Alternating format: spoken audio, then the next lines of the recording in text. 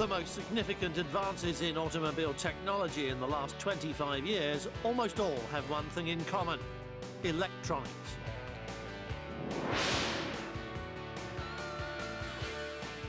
Take a look at any new car and it doesn't have to be an Alfa 147. And if you strip away the cosmetics, there's really nothing new about any of them.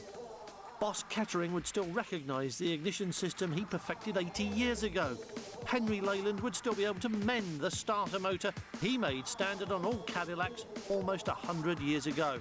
And Eric Cord would likewise be able to spot Harry Miller's front-wheel drive system that he fitted to the L29 back in 1929. Underneath the new materials, the basic principles remain the same, and it's only the window dressing that's really different. And if you discount things like fuel injection and disc brakes as being mere refinements of existing items, then the only really new thing on the modern car is electronics. And now we've all got over all the excitement of radio cassettes and CD players, and we've started to take things like central locking and immobilizers and trip computers for granted. For most of us, electronics now only means car phones, satellite navigation, and, more recently, things like BMW's iDrive. But even these cutting-edge devices are only the tip of a technological iceberg that's been heading our way ever since Neil Armstrong took his first step out of a lunar landing module that was packed with those newfangled microchip thingies.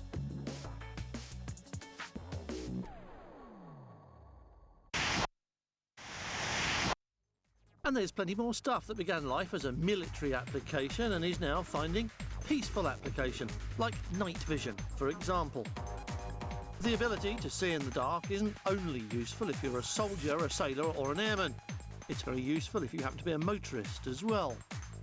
Cadillac introduced it for the DeVille, and it uses infrared energy as its operating system, collecting images from objects and the road ahead with sensors behind the grille and feeding that information back to be focused onto a processor chip. And that's where all the clever stuff actually takes place. The system uses a rotating disc with drilled holes, which allows the infrared information to arrive at the chip in small doses, replicating the 30 frames per second activity of a television camera. The chip processes that data in real time and translates it into a video image, just like the monochrome pictures we're accustomed to seeing from the big onboard units in police helicopters and so on. That in turn is sent to a backlit LCD screen. But instead of being dash-mounted or perched in a bubble, the screen reflects the image into a mirror and up onto the car windscreen just below the driver's eyeline in a perfect heads-up display, another system that was first seen in fast jet fighters. It's remarkably effective and allows you to see as much as 4 times further. The system is unobtrusive in use and outstandingly effective. This is the sort of detail the display on the windscreen can provide.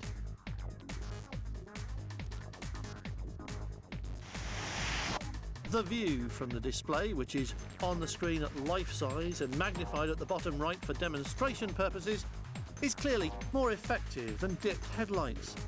The stock car is visible on the screen long before it actually comes into view. The philosophy at the root of Volvo's safety concept car is similar, but is expanded into more areas, and Volvo say 90% of vital driver information appears as visual information through the windscreen and the windows of the car he or she is driving. The concept car also incorporates a number of technologies which enhance safety in other ways. Not just new passive measures within the car, but even a new security system which speeds up door opening time, meaning reduced risk in car parks late at night, just one example. But some features are simpler and basically sound ideas. The 3-point seatbelt has been the biggest single benefit in passenger protection in almost 100 years of motoring, and it makes sense to develop that. So the safety concept evaluates 2 different types of 4-point harness. In pursuit of excellent basic visibility, the concept car wants the driver in the best possible position for vision and comfort. A sensor locates the driver's eye line and adjusts the seat height for the right view first, and then moves driving controls to suit, changing pedal position, another feature commonly found in race and rally cars, and steering column reach. Finally, adjusting tunnel height so the transmission controls are easy to reach, and then you have the perfect driving position. Good visibility, especially when pulling away or in traffic, is crucial, so the safety concept does without a conventional B-pillar, giving the driver a clear view over the offside shoulder. And now the electronics start to come into play with a motion sensor on the door mirrors that tracks the progress of nearby vehicles and warns the driver when a passing car is moving into his blind spot, cautioning him more vigorously as it moves into the red zone. Cameras scan the roadside white lines as well, and they'll alert the driver if he strays towards one or other side without first activating the relevant turn signal. A new A-pillar, which incorporates glass panels, helps forward vision, while cameras come back into play for looking backwards. You can choose one of several views via wheel-mounted buttons, which sounds more trouble than it's worth when driving, but is invaluable for manoeuvring. Select reverse, for example, and the screen automatically displays a high downward-looking view, which means you don't reverse over the cat or nudge your rear bumper when you're parking in the street. When you're driving at night, the headlights know how fast the car is going and adjust their pattern accordingly, with a wide spread at low speeds for round-town visibility, a longer throw at higher speeds, and the ability to follow steering inputs around corners at any speed. All clever and very useful stuff. And this is clever too, but different. Holden is GM's Australian brand leader and based its latest project vehicle on the best-selling Commodore Saloon. The e-Commodore is a hybrid with a conventional petrol engine and an electric motor, which work in tandem or individually to produce the best economy and performance compromise. And unsurprisingly, the choices are made by computer. The car itself is quite special too. Using the ever-present CAD tools, Holden designers set out to produce an aerodynamically efficient and lightweight car, a suitable platform for an economy-based project. Their target was a CD figure of 0.28, and they knew it wouldn't be easy. Lowering the roofline helped, as did providing a flat floor. Weight reduction came from using aluminium for the floor, polycarbonate for the windows, and a mixture of carbon fibre and glass fibre for the rest of the body panels.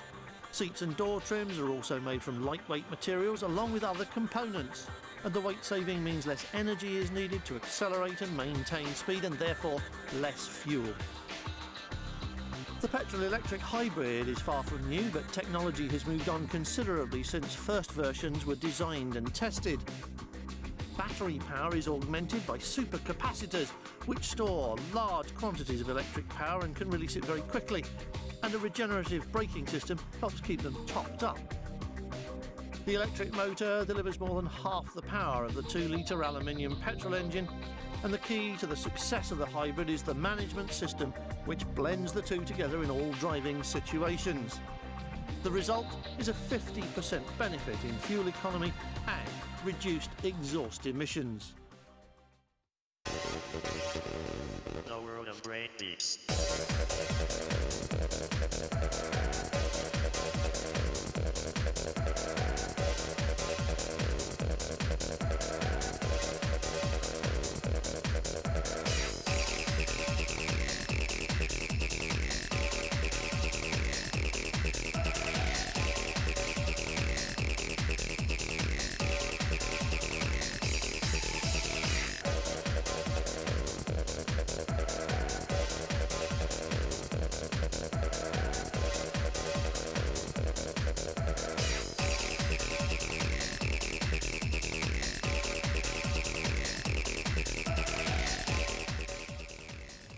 4-cylinder petrol-electric hybrid e-Commodore has similar performance to the 3.8 V6, but uses materials, components, technology and manufacturing methods that will be used in the future, proving that hybrid technology works in a large family car and at realistic cost. More technology to come, including some radical suspension designs that are electronics-based and the ultimate in design-by-wire and drive-by-wire.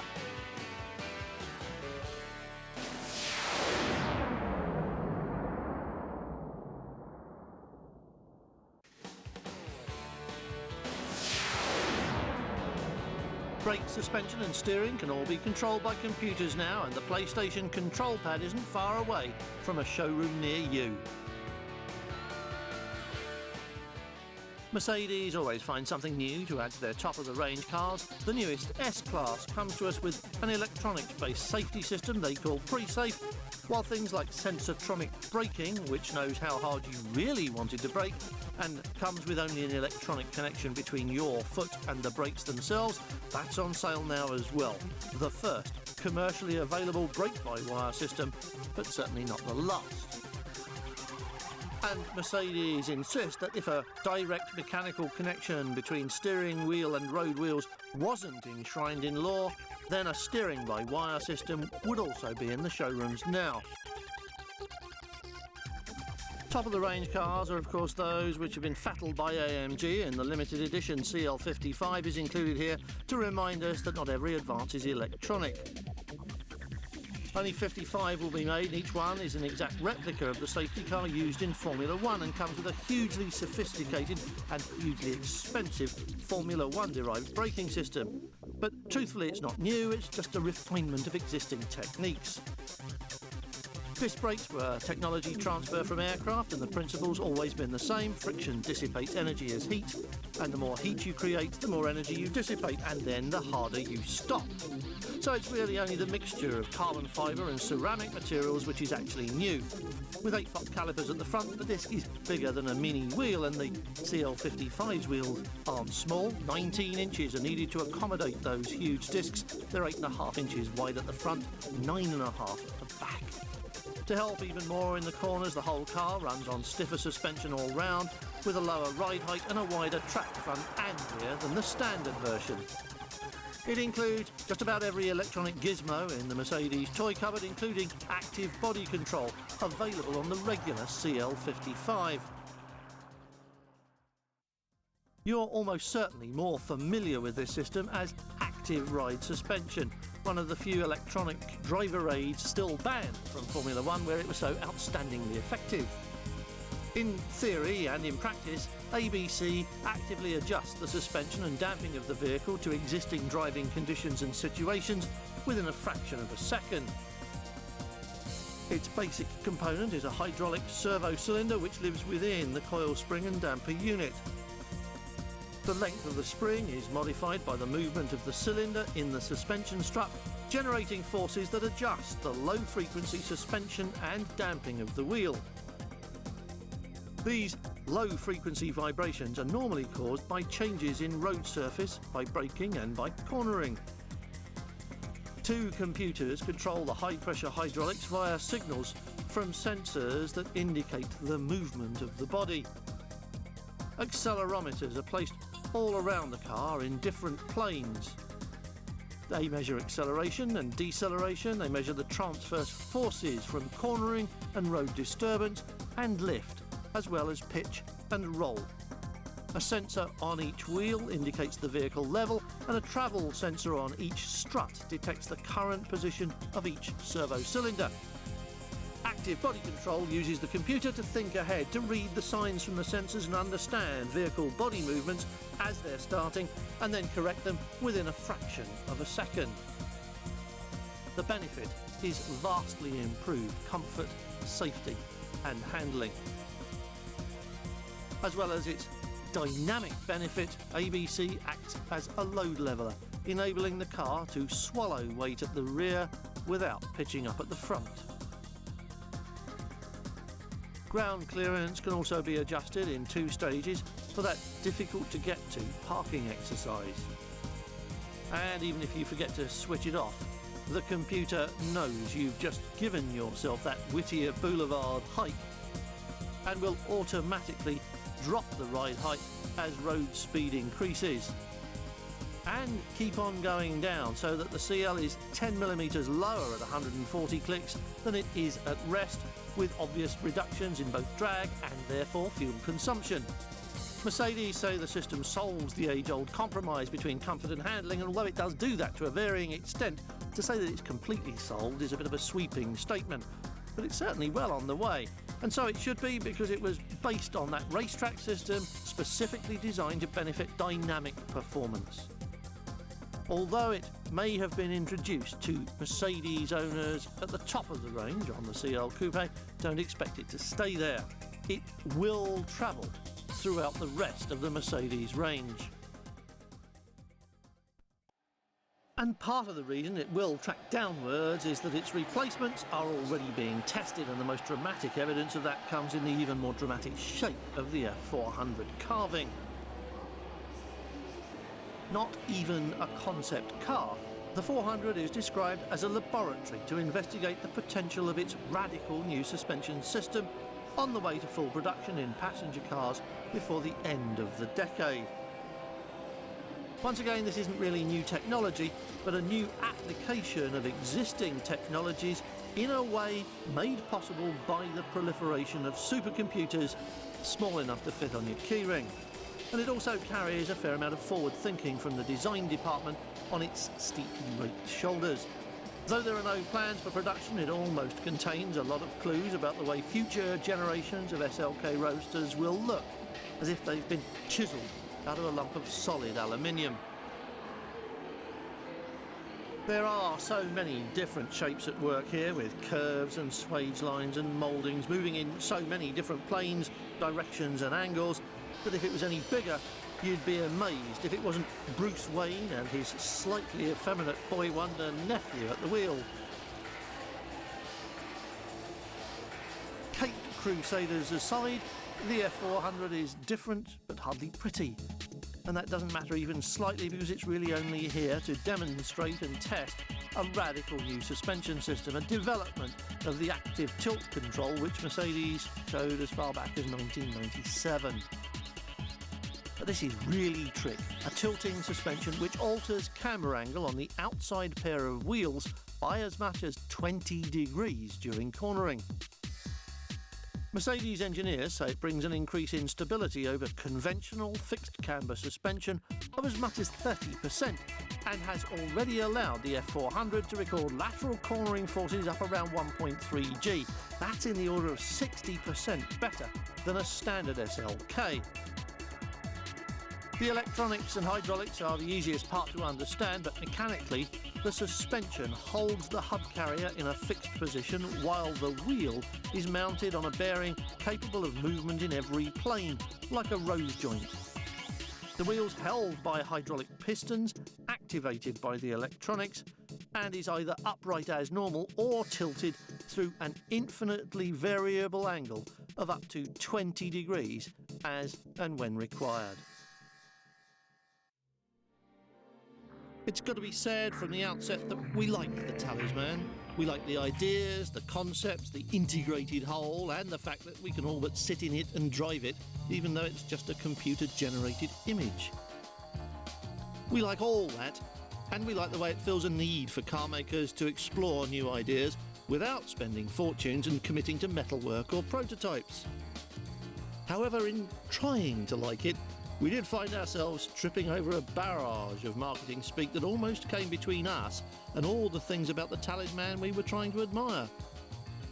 We suffered a near miss with the strip of red leather levitating about the interior, but the bit about it being a hymn to space and transparency scored a direct hit.